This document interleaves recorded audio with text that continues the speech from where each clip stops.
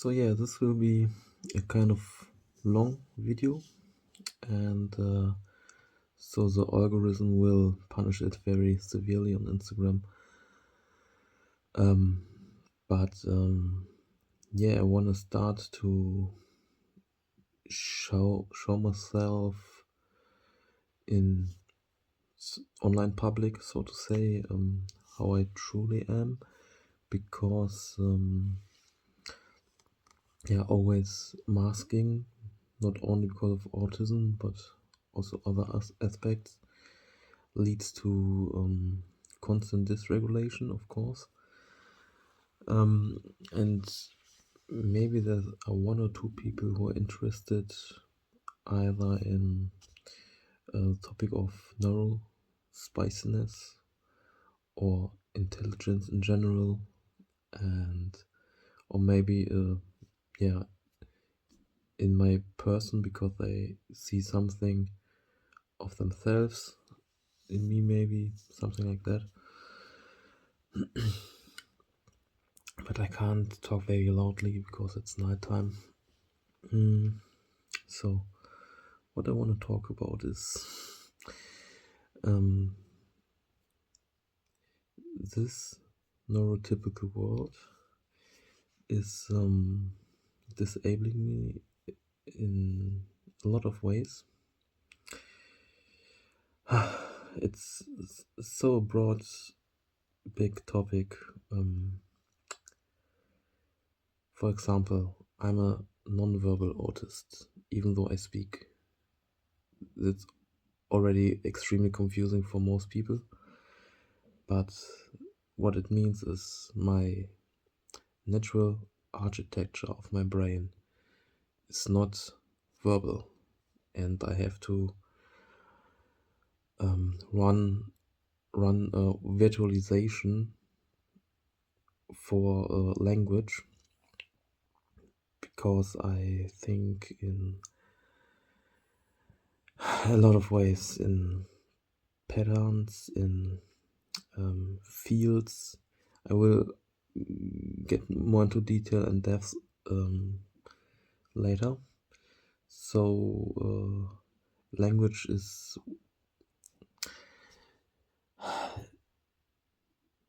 a thing I'm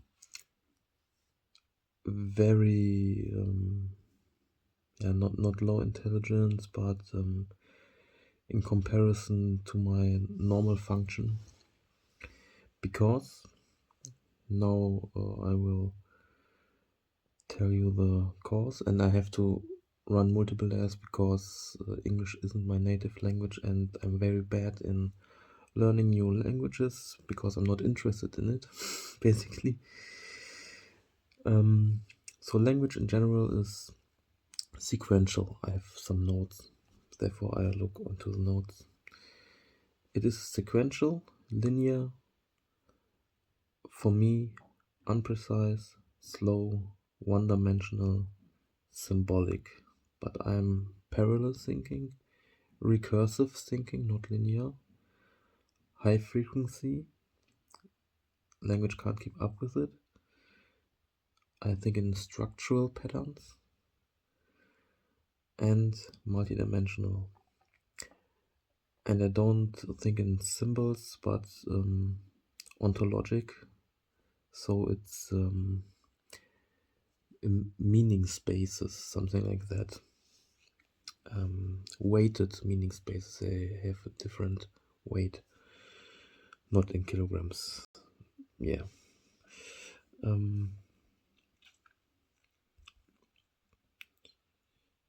When I try to explain something like now, I get dumber.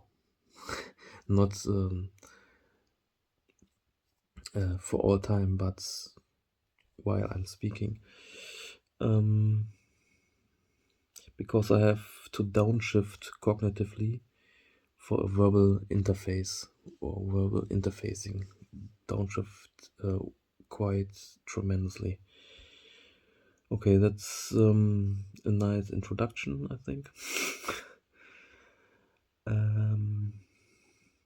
So the neurotypical world is structured in, or the neurotypical intellect there's a problem, I want to create a way that leads to a solution. I'm not working that way. My basic architecture isn't working that way. My architecture is working in, I have it in German here, I don't think I can translate it. Zustand. There's a certain state in the beginning, not a problem, but a state. And I create structure from that state. Then I I have to translate. From the structure I create rules. Then I generalize these rules. Then I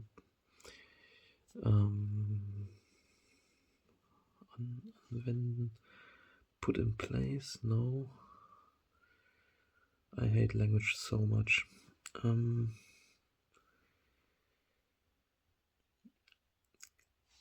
I try to make a model out of this generalization, and then I come to an emergent solution. I will explain it later on, but this is the basic way my brain works. And this emergent solution already also feeds back not into the problem, but into the state of things.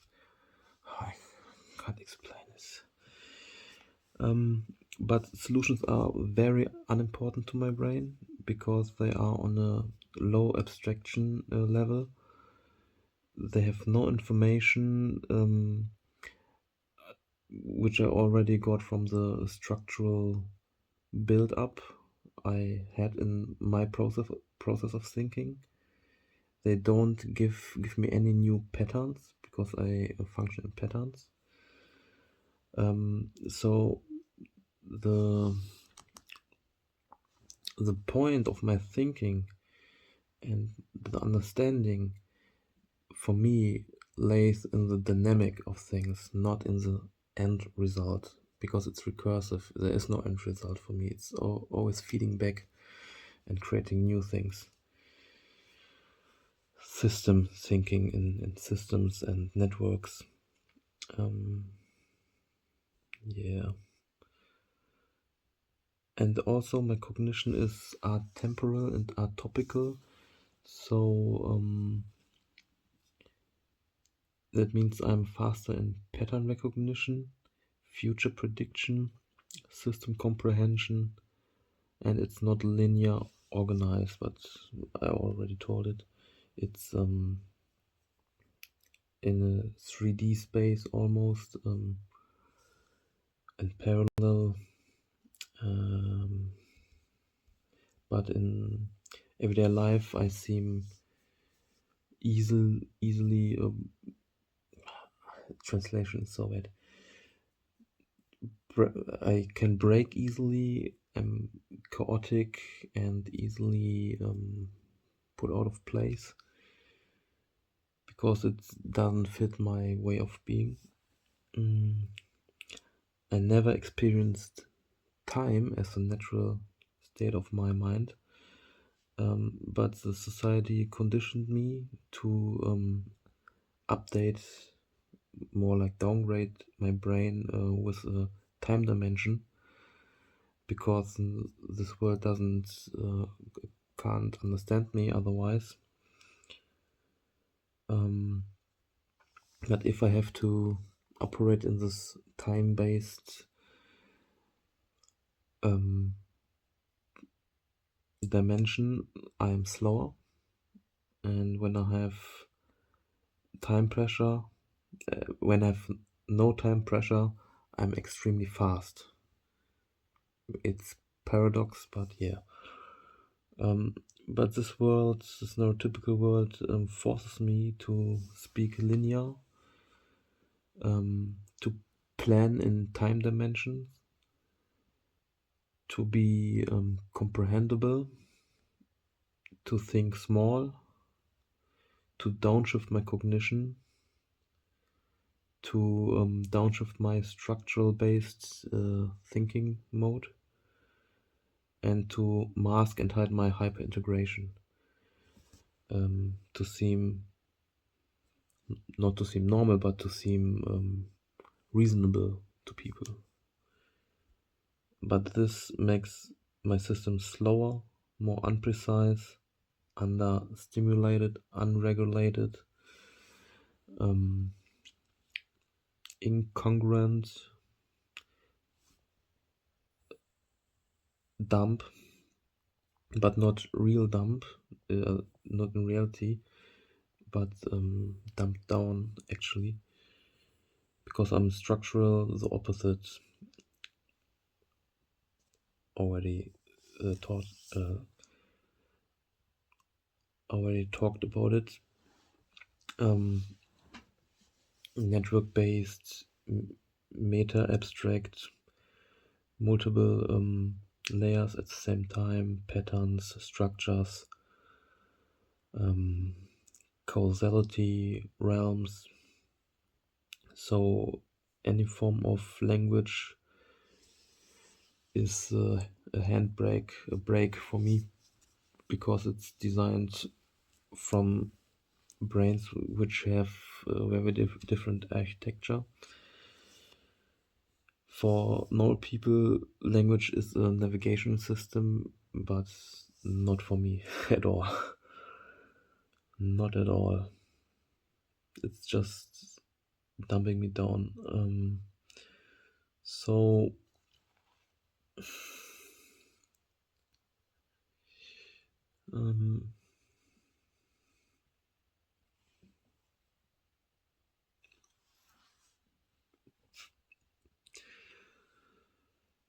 yeah, and actually, when you are thinking very fast and broad, but you seem slow to people, it is because there are so many information you're processing at a time that you, of course, need more time to come to a very nice solution, or not solution, but what very nice output. Doesn't have to be a solution every time. But it's not only the faster and broader thinking which can be off in social interaction, but the different architecture I told about. So, for example, classic intelligence is measured sequential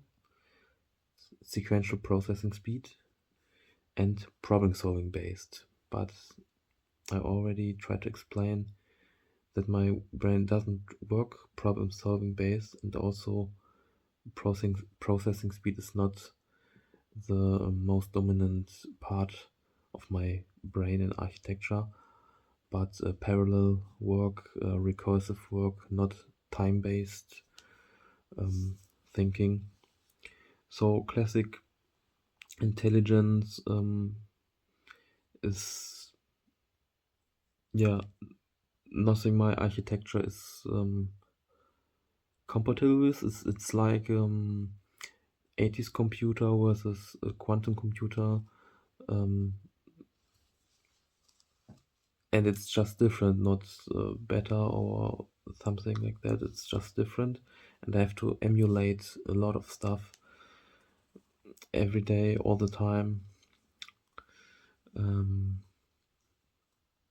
Yeah. Also, I have an extreme compression of information. So I compress information to an extreme point so that it gets down to essences. And these essences are connected to each other in fields and networks. And normal people would describe these essences as feelings because they are so compressed. But these feelings are different to the rather unsharp, diffuse, and impulsive nature of neurotypical architecture feelings.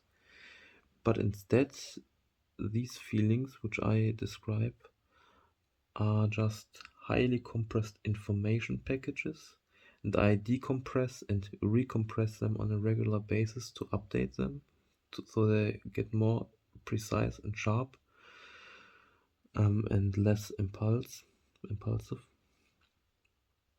And the network of these highly compressed information packages, when they work together in an intelligent network inside of my brain, I call this intuition.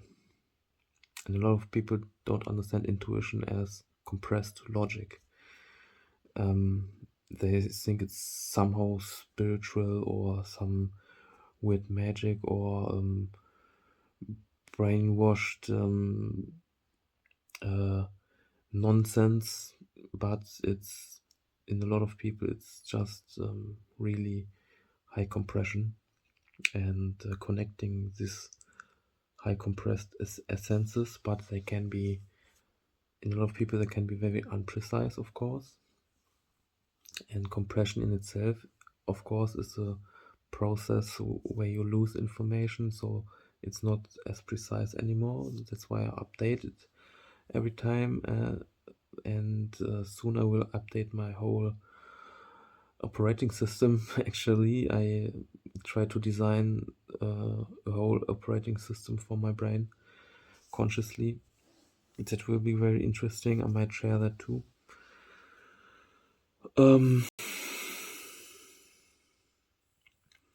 Yeah, intuition. I see meta patterns. I recognize structural laws, build an internal network model based on that, gain inferences from systemic relations, and only then extract a solution if necessary. That's different to classic solution thinking. And yeah, when your processing speed is also high, you're not and if you're a network thinker, you're not thinking from A to B to C to D, and that's why most people don't trust you and don't understand you, because you jump to a solution very quickly and they think you just didn't do the work, but you did the work way faster and from a different architecture, which is way more efficient.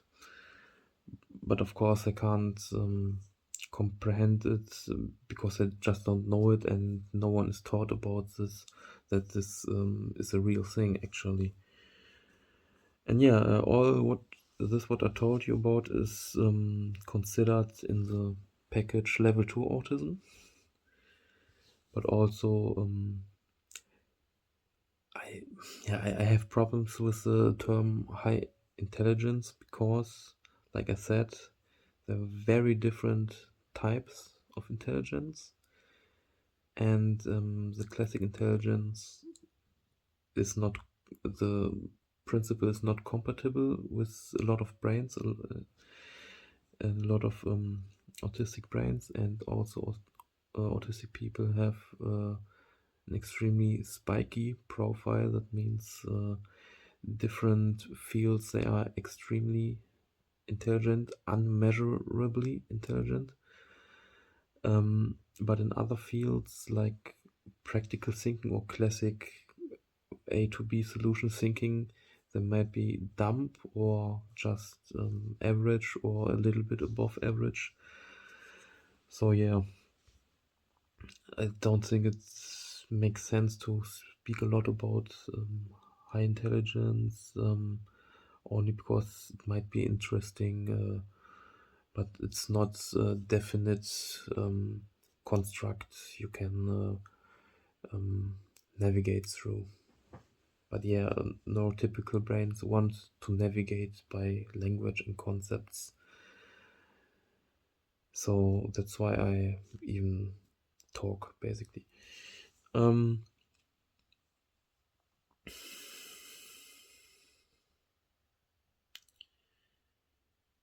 Yeah, this high compression rate of information also improves prediction quality, pattern recognition, decision quality, rate of innovation and creativity, holistic thinking and meta-analysis. And there's another principle called hyperintegration, or rather a model, which is not recognized by the IQ model, of course, because it's also not linear. In fact, it's radical non-linear and multidimensional, recursive, and extremely efficient by running multiple abstraction levels at the same time. And compression rates can reach factor 100 with hyperintegration, and decisions are created before the conscious process even begins. So before you get conscious about decisions, they are already made. These people often seem to be very dumb because they don't seem very conscious, because they don't need to, because they're so fucking efficient and intelligent. Everything is running without even needing your consciousness. My wife is exactly that way, and nobody understands her. And a lot of people think she's dumb, but it's the complete opposite, but so far away from common experience of people that I can't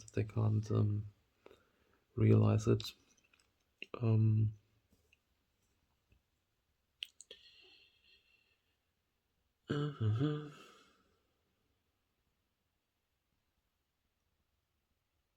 and it's also called intuition.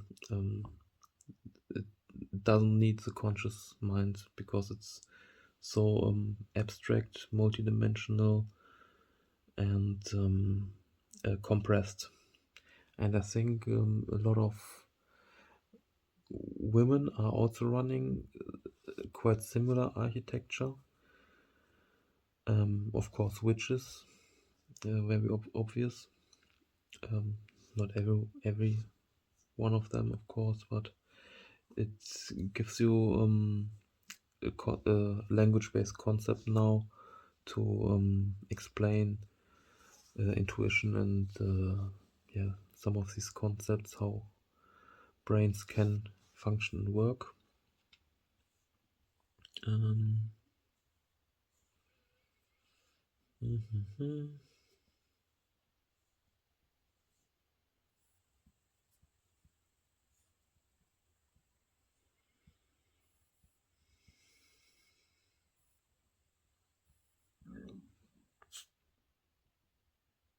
Yeah, that's basically it for the introduction video.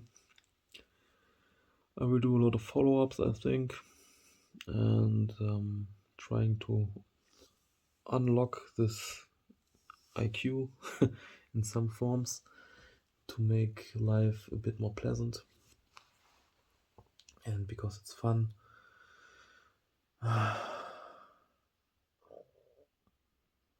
Yeah, building my own operating system for my brain, and it will be so interesting also to talk about stuff like that. Maybe you can relate a little bit to it.